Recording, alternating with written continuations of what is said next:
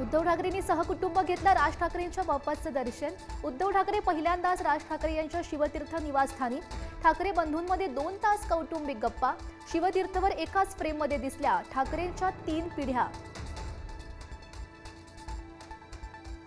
मनसे अध्यक्ष राज ठाकरेंच्या शिवतीर्थ निवासस्थानी बाप्पा विराजमान।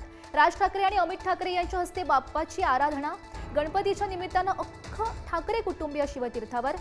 बाप्पाच्या साक्षीनं कुटुंबियांचं गेट टुगेदर।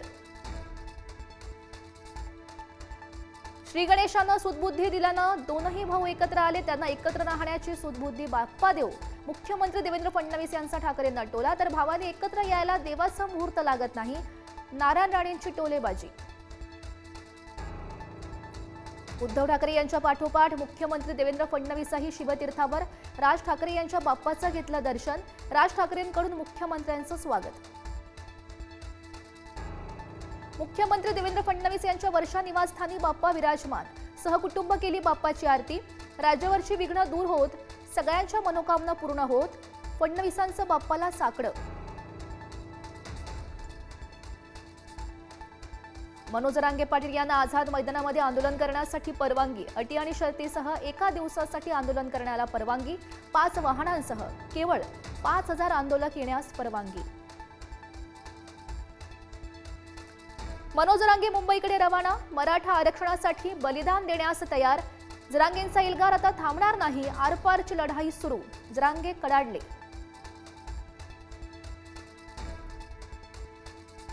मुख्यमंत्री देवेंद्र फडणवीस राज ठाकरे यांच्या निवासस्थानी। फडणवीसांनी घेतला राज ठाकरे यांच्या बाप्पाचं दर्शन। विशाळगड दंगल प्रकरणी मुख्य संशयित आरोपी रवींद्र पडवळ वर्षभरानंतर गजाआड। पुण्यातल्या हडपसरमध्ये शाहूवाडी पोलिसांनी केली अटक। शनिवारपर्यंत पोलीस कोठडी। विरारमधील इमारत दुर्घटनेमध्ये 18 तासानंतरही बचाव कार्य सुरूच। दोघांचा यामध्ये मृत्यू। 12 जण जखमी। मृतांचा आकडा वाढण्याची शक्यता। बुलढाण्यातल्या खडकी फाट्यावर अपघात। भरधाव एसटी बसच्या धडकेत 13 मेंढ्यांचा मृत्यू।